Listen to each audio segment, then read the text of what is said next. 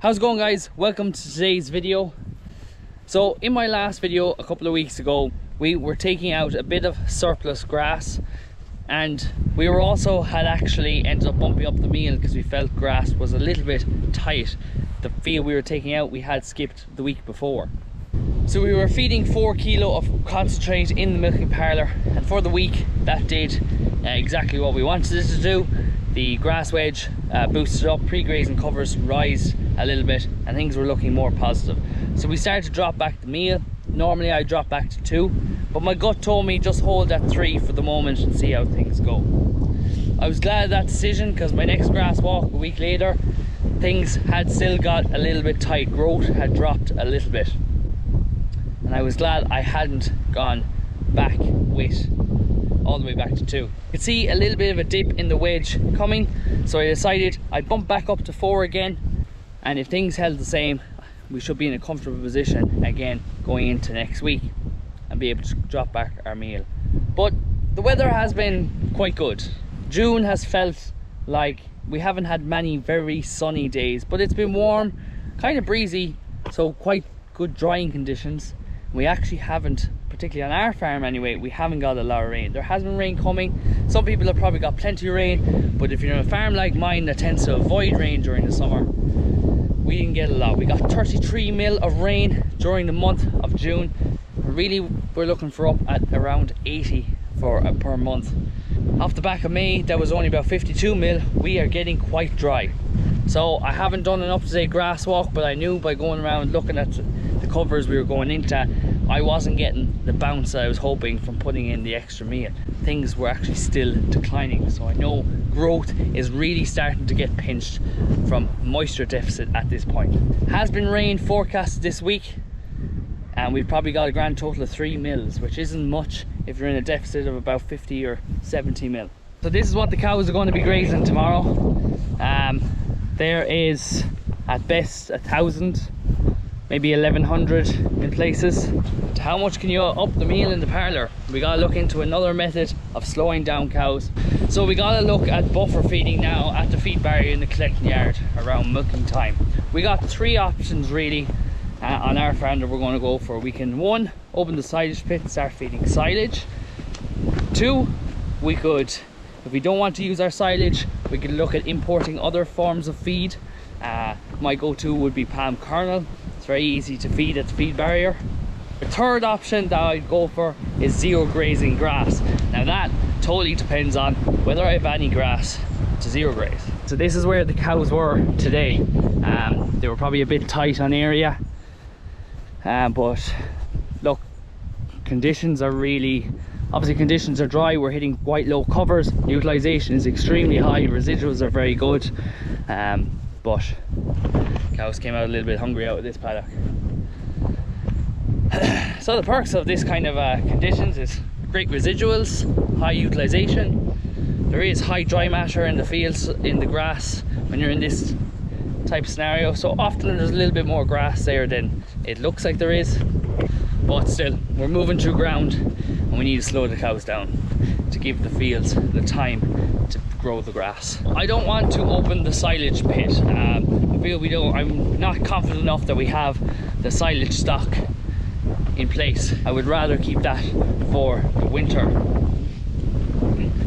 because right now I have cows out and I just want to buffer feed them, whereas during the winter I may get stuck with wet conditions keeping cows in, and that's where I really want something like silage.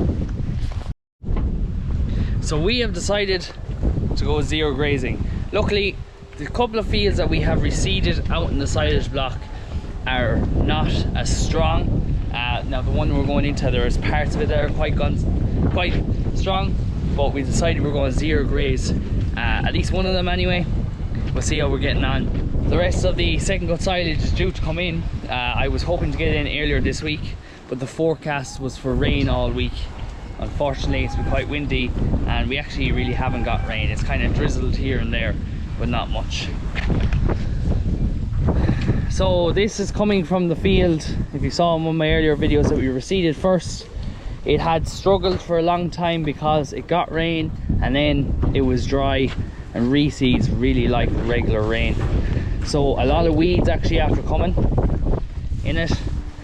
Hopefully once we've zero grazed it, the grass and clover will drive on and shade out the weeds.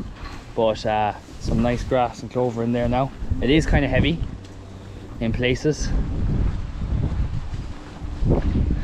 Probably zero graze that whole paddock and see how we get on with that, what scenario we are looking at then. If we need to continue, we can go into the other reseed, which would be nicer grass because it has been growing better. So cows coming out from the parlour, eating some zero graze grass, and then heading out. They're heading out to the field this way. So maybe some will eat more grass than others. About 100 cows can eat here at a time.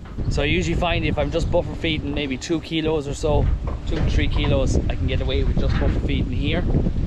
If I need more than that, because the cows need more time, we have to go over to the cubicles as well. But for a small amount, it's handy just to buffer feed right beside the yard here.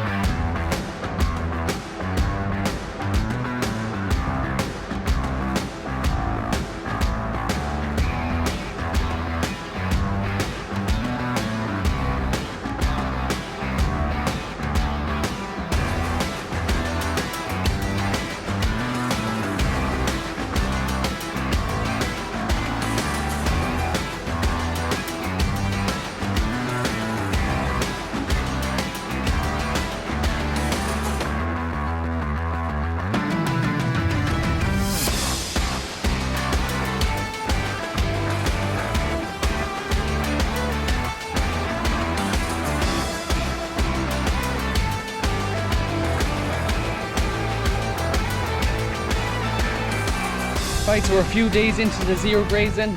We've been doing 2 loads per day, every day. We find it a bit better if we can bring in the grass every day, it keeps it that bit fresher. And then we actually, yesterday we bumped up to 3 loads just to keep the rotation at home and make sure the cows are well fed. Unfortunately, the road is actually closed tomorrow for road work, so we're bringing in 6 loads today to get us through until the road is open again, just come back and get more. You'll see from the drone footage, the field, the sward is quite open. We feel a lot of the grass has actually died, so it's quite open in places. So my plan is to come in here now with the tine harrow and oversow some seed. There's some rain coming this week, so it'll be a good chance. Get some seed undersown to try and cover up those patches that are a bit more exposed and prevent weeds from growing there, and hopefully that'll cover it. So cows seem to be milking really well the last few days with the grass being in and just holding rotation, making sure they're well fed. They've actually jumped back up there in the last few days. Again, they're up over 24 litres. They were down about 23.3, but they're up just over 24.4 now. And we haven't had any updates on our solids, but given our current fat and protein, fat is at 3.73 and protein, sorry, fat is at 4.6, protein is at 3.73, which puts us up around 2.1 kilos of milk solids now. Now whether that they have been diluted a little bit since they jumped back up in milk, but they are well over the 2 kilos of milk solids, which we're very happy with at this time of year. Earlier at the start of this year, I was hoping if we can still have cows milking over 2 kilos of milk solids come the end of breeding, I'd be really happy. Breeding has finished up there 2 days ago. You can see from my drone footage, we have had the silage, second cut silage come in, so that'll be coming in. That will be in my next video, and I will get a bit more of a chat on breeding coming up, because breeding is finished, talk about how that has gone and what we did there. So 10.5 weeks of breeding AI all finished up there now. So that's going to be all for today's video, guys. Thanks very much for watching. If you enjoyed it, please give it a thumbs up. Make sure you are subscribed. Any questions, leave them in the comments below. Thanks for watching, guys. See you in the next one.